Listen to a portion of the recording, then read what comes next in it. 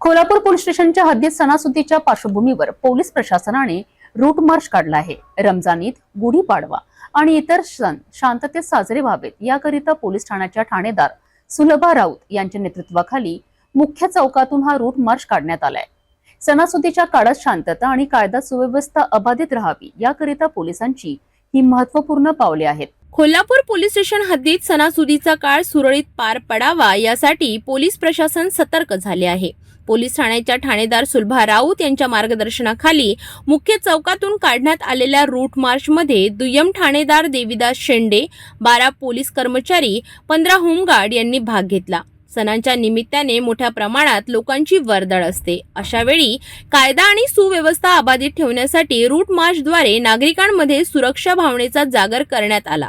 पोलिसांनी स्थानिक नागरिक आणि दुकानदारांशी संवाद साधून त्यांची मते जाणून घेतली। सहकार्य आणि सुरक्षिततेबाबत नागरिकांनीही समाधान व्यक्त केले। मुख्य चौक, बाजारपेठ आणि गर्दीची ठिकाणे येथे अतिरिक्त पोलीस बंदोबस्त ठेवण्यात आला आहे।